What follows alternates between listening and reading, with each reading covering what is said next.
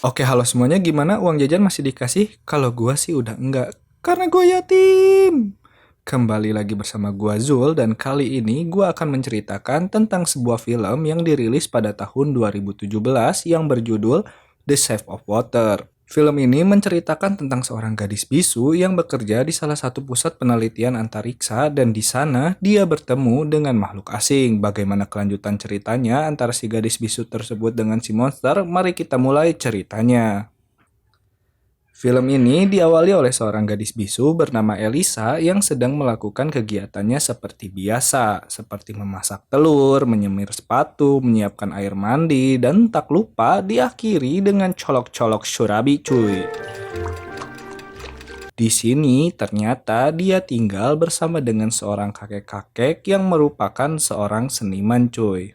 Karena bosan colok-colok surabinya dengan tangannya terus-menerus sehingga mengharuskan dirinya untuk membeli sebuah alat yang lebih panjang. Maka Elisa ternyata bekerja di salah satu pusat penelitian antariksa. Di sana ternyata dia tidak bekerja sebagai seorang ilmuwan, melainkan sebagai petugas kebersihan bersama dengan temannya yang bernama Zelda. My feet already killing me. I made Brewster pigs in the blanket tonight before leaving. Hey, but if far Saat sedang melakukan pekerjaannya, tiba-tiba saja ruangannya didatangi oleh beberapa orang yang dipimpin oleh seorang pria yang akan gua panggil sebagai Pimen cuy. Di sana ternyata si Pimen dan kawan-kawannya membawa benda aneh yang di dalamnya berisikan air sungai. Elisa yang penasaran dengan hal itu kemudian memberanikan dirinya untuk mendekat. alas, Besoknya, Elisa dan si kakek pergi ke salah satu toko penjual pie. Ternyata, si kakek sudah menjadi pelanggan tetap di toko tersebut, dan saat sudah sampai rumah, mereka langsung memakan pie itu. Lalu, scene berpindah kepada Elisa yang memulai kembali harinya seperti biasa. Itu setiap hari kok colok surabi terus ya? Udah jadi kewajiban atau gimana sih? Bangsat nggak ngajak lagi. Malamnya, saat Elisa sedang melakukan pekerjaannya di kamar mandi, tiba-tiba pintu dibuka dari arah luar, dan orang itu adalah Pimen. Dia ke kamar mandi untuk kencing cuy. Ya iyalah, emang mau apa lagi bangsat? Masa iya mau main gundu anjing? Dan saat Pimen sudah selesai mengeluarkan air si Joni, dia tak lupa mengambil alat strumnya sebelum pergi dari sana. Tapi tanpa diduga, Elisa malah menemukan sebercak darah di atas wastafel. Lanjut, saat Elisa dan Zelda sedang melakukan tugasnya, tiba-tiba saja seorang pria keluar dari salah satu ruangan dengan keadaan jari terputus. Dan ternyata pria tersebut adalah Pimen cuy. Nah kan udah gua bilang gak bisa main gundu lagi kan lu? Dan saat mereka sedang ingin melakukan makan malam, lagi-lagi Elisa dan Zelda dipanggil oleh atasannya untuk melakukan bersih-bersih di tempat kejadian mengerikan tersebut. Dan saat sudah berada di sana, dikala sedang membersihkan darah-darah yang berada di lantai, terkejutlah mereka karena Elisa menemukan potongan jari milik Pimen. Zelda yang ketakutan langsung pergi keluar untuk memanggil atasannya. Tapi yang lebih terkejut lagi adalah akhirnya Elisa bertemu dengan makhluk aneh yang kalau kalian nonton Hellboy mungkin kalian familiar dengan makhluk tersebut cuy. Tapi sayangnya pertemuan tersebut hanya berlangsung sebentar dikarenakan atasannya yang segera datang untuk mengambil potongan jari tersebut. Oh iya, karena makhluk asing tersebut tidak mempunyai nama, maka kedepannya akan gua panggil sebagai Biru saja cuy. Saat sudah berada di rumah, Elisa bertemu dengan sang kakek yang akan menjual lukisannya tersebut ke salah satu temannya. No, we don't get pie. I get pie. You get whatever you want. Tapi nahas lukisan yang sudah dibuat oleh si kakek dengan susah payah ditolak mentah-mentah oleh temannya. Padahal si kakek pernah bekerja dengannya dan untuk kembali bekerja dengan temannya, ia disuruh untuk menyelesaikan terlebih dahulu lukisannya. We are not getting into this now. Saat sedang bekerja, Elisa lagi-lagi kembali ke tempat Biru dikurung. Di sana, Elisa membawa beberapa telur untuk diberikan kepada Biru.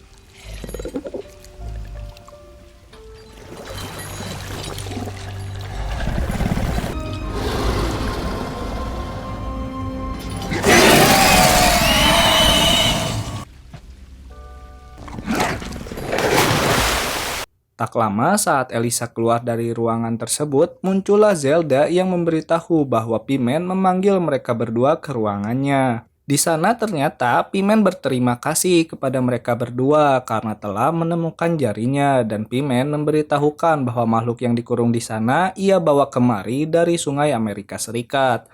Dan makhluk tersebut berniat dijadikan senjata tempur untuk melawan Rusia.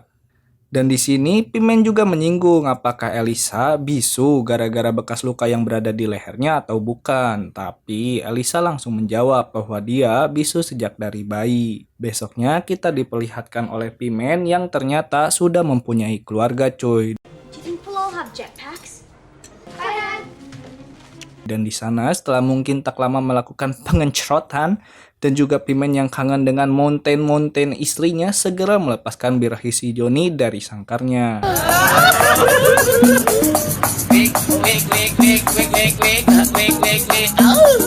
Besoknya saat Elisa sedang bekerja, lagi-lagi ia menyempatkan diri untuk bertemu Biru. Di sana Elisa sudah membawa beberapa telur dan juga alat musik. Dan tampaknya Biru juga menyukai hal tersebut dan dari sini bisa kita lihat bahwa Biru dan Elisa sudah mulai saling mengenal.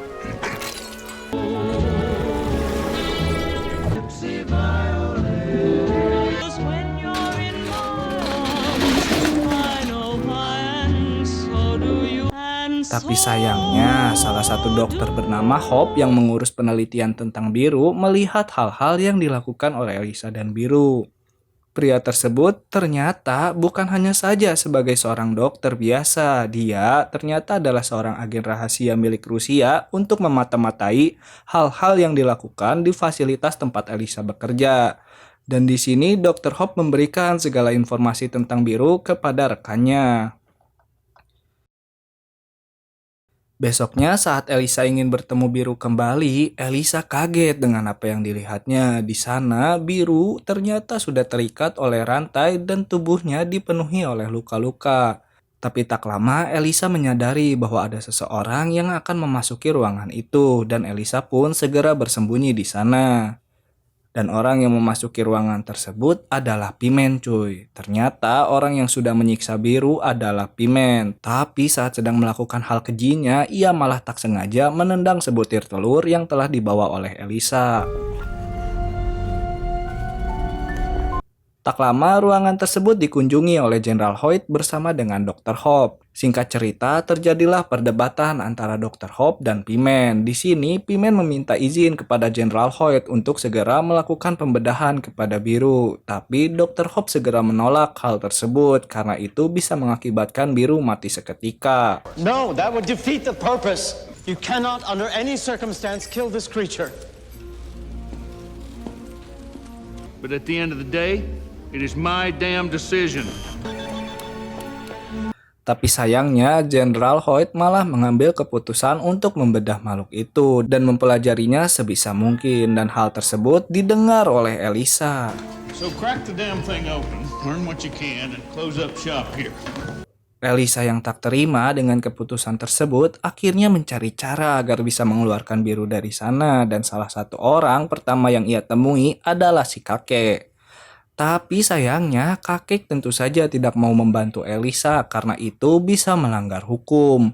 Tapi Elisa tetap kekeh atas apa yang ingin ia lakukan karena Elisa menyadari bahwa Biru mirip sekali dengannya. Dan Biru tidak menetap Elisa seperti orang lainnya.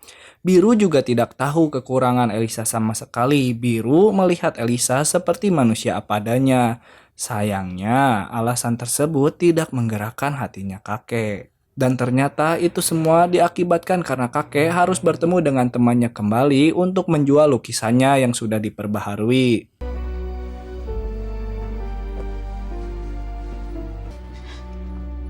Tapi lagi-lagi si botak kembali menolak lukisan tersebut dan kakek pun akhirnya menyerah dengan hal itu. Lalu ia kembali lagi ke toko pai yang sering ia kunjungi. Tapi di sana saat sedang makan bersama dengan pelayannya terjadilah kesalahpahaman antara mereka berdua dan ternyata pelayan tersebut juga merupakan orang yang begitu rasis. I'd like to get to know you better. What the hell are you doing over? Hey, no. Not the counter. Take out only. You can't sit there. The counter's They're empty. all reserved all day. You don't sit down. Setelah menerima perlakuan tidak mengenakan dari orang-orang, akhirnya dia memutuskan untuk bergabung dengan Elisa untuk menyelamatkan Biru. Rencananya tersebut adalah membawa Biru menggunakan mobil kakek yang telah dimodif khusus seperti mobil pick-up laundry. Di sisi lain, kita diperlihatkan oleh Dr. Hope yang sedang bersama dengan atasannya. Dan di sana, Dr. Hope disuruh oleh pria tersebut untuk membunuh Biru. Karena pihak Rusia tidak mau mengambil alih Biru, itu dikarenakan rencananya terlalu buru-buru dan tergesa-gesa, dan Rusia juga tidak mau Amerika Serikat memiliki hal seperti itu. Dan saat Elisa sedang menyiapkan rencananya, temannya yaitu Zelda curiga atas gerak-gerik Elisa. Dan pada saat yang bersamaan, Dr. Hope kembali mengunjungi P-Man untuk segera membatalkan pembedahan tersebut.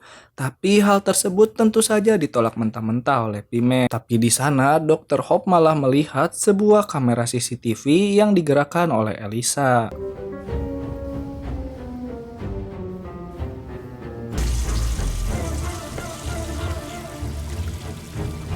Have you seen Eliza?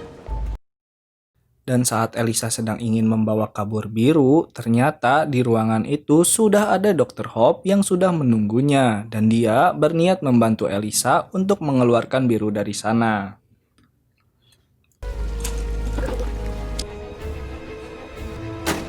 Tapi saat Elisa sedang membawa kabur Biru, ia kembali lagi dicegat oleh Zelda.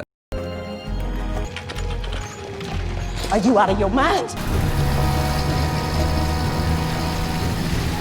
Dan di sisi lain, P-Man pun merasakan ada hal yang begitu aneh. Dan saat kakek sedang diperiksa oleh petugas di sana, untung saja tempat penelitian tersebut mati lampu cuy.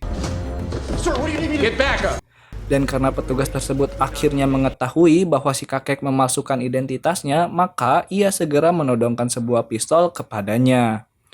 Tapi lagi-lagi Dr. Hope kembali bertindak dan segera membunuh petugas tersebut. Waiting for you at the dock. Go now! Someone. I'm just not good at this.